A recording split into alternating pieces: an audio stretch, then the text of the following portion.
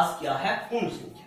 देखिए पूर्ण संख्या क्या होती है, वेरी मोस्ट इंपोर्टेंट क्वेश्चन याद रखिएगा कि यदि मैं 0 को किसी प्राकृतिक संख्या में सम्मिलित कर लूं, आप कहोगे जी सर। यदि मैं 0 को किसी प्राकृतिक संख्या में सम्मिलित कर लूं तो वे संख्याएं पूर्ण संख्याएं कहलाती है। आप ये पूछे कि सर यहां से क्वेश्चन कैसे पूछा जाता है, यहां से क्वेश्चन किस रूप में पूछा जाता है।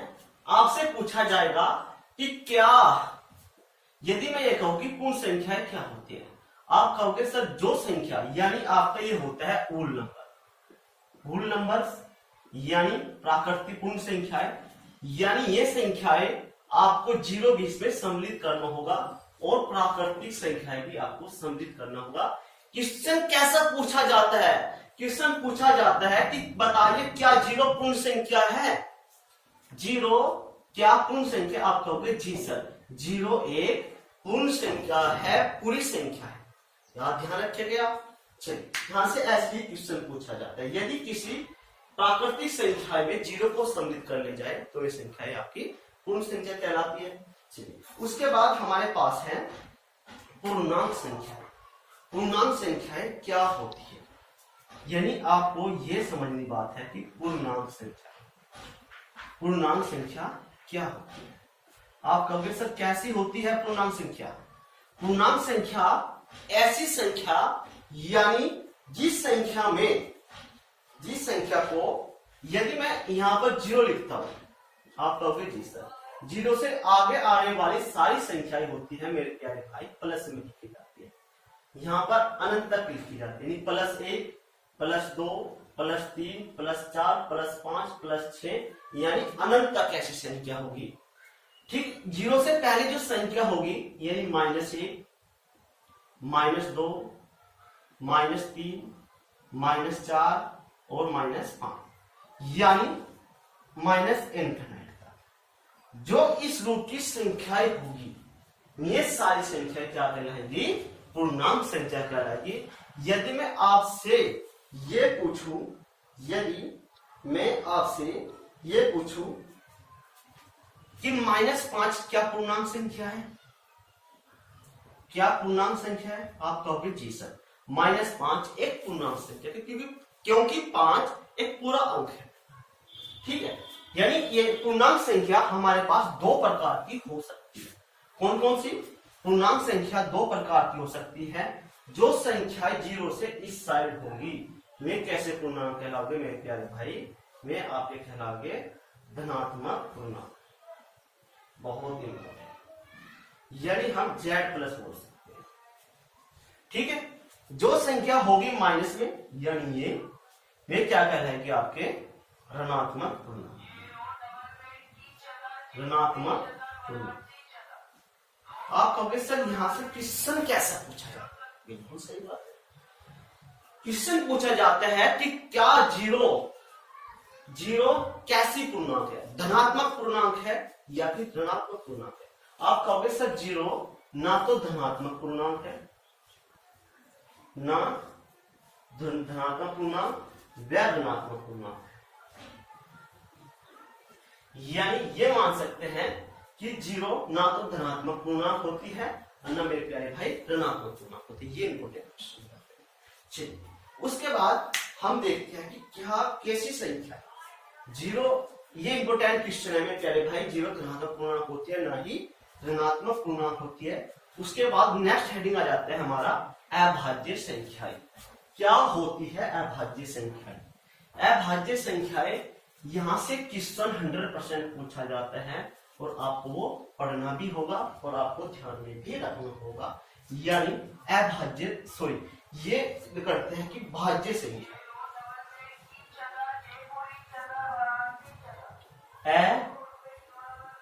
अभाज्य संख्या, अभाज्य संख्या क्या होती है अभाज्य संख्याएं, यानी अभाज्य संख्या का मतलब होता है प्राइम संख्या या फिर ऋण संख्या, यानी अभाज्य संख्या या ऋण संख्या है, यानी इन्हें बोलते हैं प्राइम नंबर।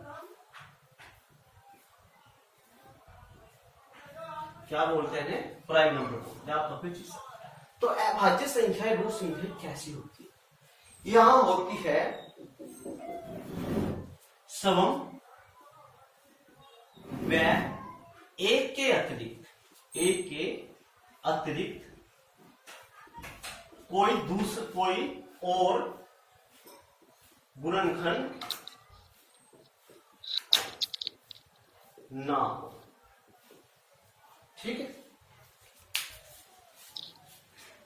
यानी अभाज्य संख्या कौन सी संख्याएं होती हैं? वे संख्याएं जिसमें सम व एक के अतिरिक्त कोई और गुणनखंड ना हो। तो ऐसी संख्याएं क्या कहलाती है मेरे प्यारे भाई? अभाज्य संख्याएं कहलाती है। आप कहोगे जी सर, यानी यदि मैं अभाज्य संख्याओं की बात करूं, जैसे कि हमारे पास 2, 3, 5, 7, 9 नहीं होती है, 11 या 13, तो अनंत तक हो सकती है यदि, तो ये अभाज्य संख्या है। देखिए 2 सवम तथा एक के अतिरिक्त कोई और गुणनखंड नहीं होता है।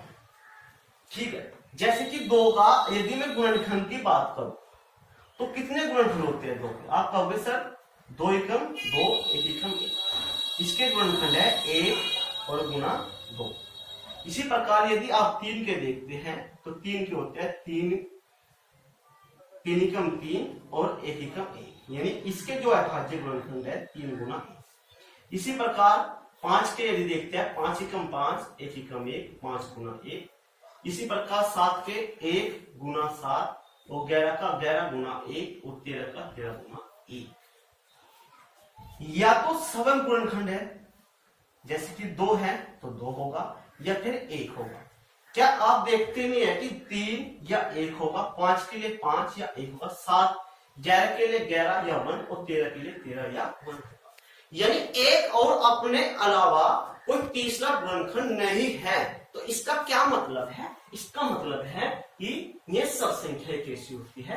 अभाज्य संख्याएं होती है, यानी ऋण संख्याएं होती है। ये आपको कतई याद रखना होगा। यदि मैं पूछूं 1 से लेकर 10 तक कितनी अभाज्य संख्याएं?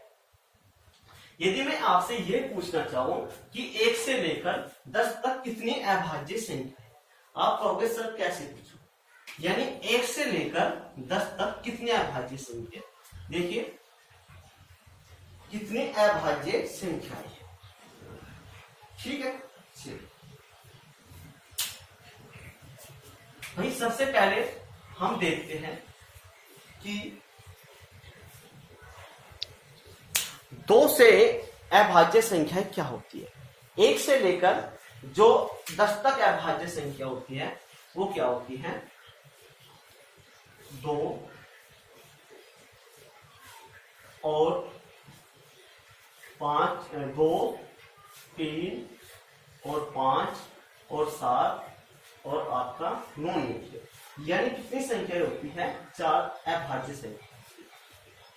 ठीक है, यदि मैं यहीं से पूछता हूं 20 तक कितनी होती है, तो 7, 8, 1 से 20 तक, तो यहां 10 तक तो 7 हो जाती है। उसके बाद 11, 13, 17, 19, 23, यहां पर एक 11 से 10 से लेकर 20 तक कितनी होती है? 1, 2, 3, 4 अभाज्य संख्या। यानी 1 से लेकर 20 तक टोटल जो अभाज्य संख्याएं हैं वे कितनी होंगी भाई? 8 अभाज्य संख्या। ये ऐसे आप क्वेश्चन बोर्ड में पूछे जाते हैं।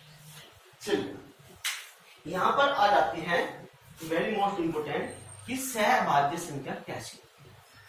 क्या एक अभाज्य संख्या होती है? बताइए मुझे, क्या एक अभाज्य संख्या होती है? ठीक है, बिल्कुल एक अभाज्य संख्याएं नहीं होती, ये आपको याद रखना। भाई एक क्या कहता हूं मैं? एक अभाज्य संख्याएं नहीं होती। यदि आपसे पूछे जाए कि सबसे छोटी अभाज्य संख्या क्या है, सबसे छोटी अभाज्य संख्या क्या होती है, तो आपका आंसर होगा सर 2 होती है। सबसे छोटी जो अभाज्य संख्या होती है वो होती है आपके पास 2 होती है। चलिए उसके बाद हेडिंग डालें सहअभाज्य संख्या। ठीक है, तो सहअभाज्य संख्या क्या होती है ये आपको ध्यान रखना।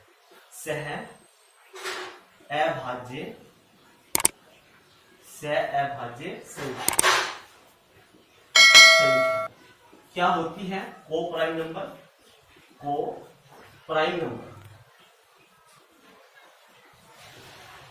नंबर्स होते हैं हमारे पास, यानी ऐसी संख्याएं जिनका उभयनिष्ठ गुणनखंड 1 के अलावा कुछ नहीं आता है।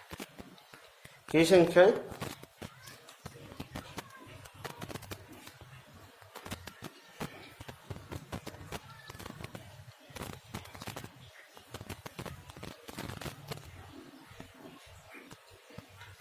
ऐसी संख्याएं जिनका उभयनिष्ठ गुणनखंड 1 के अतिरिक्त कुछ नहीं आता है, ये संख्या क्या कहलाती है? आपकी सहअभाज्य संख्याएं कहलाती है।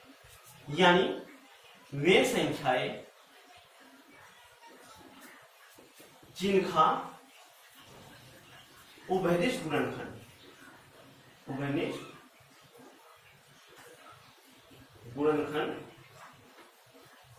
1 आता है, वे क्या कहलाती है? सहअभाज्य संख्याएं कहलाती है। जैसे कि यदि मैं बात करूं, जैसे कि हमारे पास 3 और 4 है, या फिर ऐसा मान सकते हैं और संख्या मान लो कि 5 और 6, और संख्या मान सकते हैं आप 13 और 14, इसी प्रकार 29 और 31। ये सब संख्याएं कैसी हैं? ये उभयनिष्ठ संख्याएं हैं, यानी सहअभाज्य संख्याएं। कैसे? क्योंकि जो उनके बीच उभयनिष्ठ गुणनखंड होता है वो 1 आता है। कैसे? जैसे में 3 का इसके जो गुणनखंड आते हैं 3 गुना 1, और 4 के गुणनखंड आते हैं 4 गुना 1, यानी इनके बीच जो उभयनिष्ठ गुणनखंड है वो केवल कितना है? वो 1 है। कितना उभयनिष्ठ गुणनखंड है प्यारे भाई? वो 1 है। इसी प्रकार यदि आप 5 के गुणनखंड करते हैं तो 5 गुना 1 और 6 के आ जाते हैं 6 गुना, यानी इनके बीच भी जो अभाज्य गुणनखंड है, यदि 6 को आप करना चाहते हैं 2 या 6 गुना, तो कितना आता है? उभयनिष्ठ गुणनखंड इनका भी 1 ही आता है। इसी प्रकार 13 और 14 का भी उभयनिष्ठ गुणनखंड 1, 29 और 31 का भी उभयनिष्ठ गुणनखंड 1 ही आता है। यानी 3, 4, 5, 6, 13, 14, 29, 31 अन्य बहुत सारी संख्या ऐसी हो सकती है जिनका उभयनिष्ठ गुणनखंड मेरे प्यारे भाई 1 आता है। यानी यदि इनका उभयनिष्ठ गुणनखंड 1 है तो इसका मतलब हो जाता है कि ये संख्याएं कैसी संख्या है? उभयनिष्ठ संख्याएं, सहअभाज्य संख्या। तो उसके बाद आता है भाज्य संख्या क्या होती है। ठीक है, भाज्य संख्याएं क्या होती है?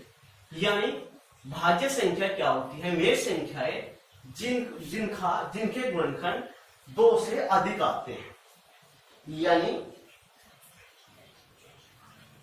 सवे भाज्य संख्या कैसी होती है? वे संख्याएं यानी जिनका गुणनखंड जिनके गुणनखंड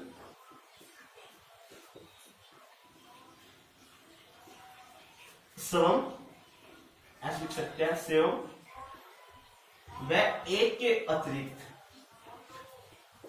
और भी गुणनखंड आते हैं। 1 के अतिरिक्त और गुणनखंड आते हैं, यानी अधिक गुणनखंड आते हैं। भाई 1 सवम 1 और इसके अतिरिक्त और भी गुणनखंड आते हैं। जैसे कि यदि मैं भाज्य संख्या 4 को लेता हूं तो 4 को देखते हैं, 4 के जो उभयनिष्ठ गुणनखंड है वो 4, यानी कितना आता है? 2 गुना 2 और गुना 1। सवम के अतिरिक्त यानी 2 और 2, यानी 3 गुणनखंड है। इसी प्रकार यदि आप 6 को देखते हैं तो उसके कितना आते हैं? 2 या 6 गुना 1। सवम के अतिरिक्त 1 के अतिरिक्त और भी गुणनखंड इसके है, तो यानी ये सही संख्या है, ये आपकी भाज्य संख्या हो जाती है। ठीक है, तो यहां पर हम क्या समझते हैं कि एक कैसी संख्या है, याद रखिएगा कि एक अभाज्य संख्या नहीं होती, वेरी मोस्ट इम्पोर्टेंट। हम देखते हैं कि जीरो क्या धनात्मक क्या ऋणात्मक संख्या है।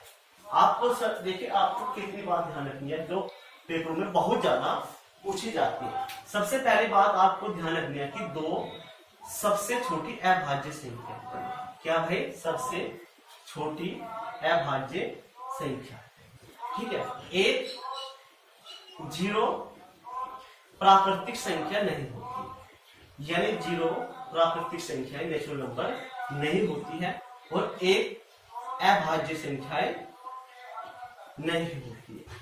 और यहां पर जीरो ना धनात्मक पूर्णांक होता है और ना ही ऋणात्मक पूर्णांक होता है, ठीक है, ये आपको ध्यान रखना। चलिए, और कल हम संख्या पद्धति के कुछ बेसिक के बारे में और जानेंगे, जैसे कि आज हमें प्राकृतिक संख्या, सम संख्या, विषम संख्या, सहभाज्य संख्या, भाज्य संख्या क्या होती है, और कल भी हम एक वेरी मोस्ट इंपोर्टेंट टॉपिक करेंगे जिसका नाम परिमेय संख्या, अपरिमेय संख्या, और कुछ बेहतरीन क्वेश्चन हम कल आपके लिए लेकर आएंगे। उम्मीद करता हूँ आपको ये क्लास बहुत अच्छी लगी होगी। यदि आपको ये क्लास बहुत अच्छी लगी तो वीडियो को लाइक कर देना, और यदि आप दोस्त हमारे चैनल पर पहली बार है तो हमारे चैनल को सब्सक्राइब जरूर करना। वीडियो कैसी लगी कमेंट बॉक्स में जरूर बताना, और जितना हो सके दोस्त वीडियो को शेयर जरूर करना। मिलते हैं नेक्स्ट वीडियो के साथ, तब तक आप खुश रहिए, मस्त रहिए। जय हिंद, जय भारत, नमस्कार दोस्तों।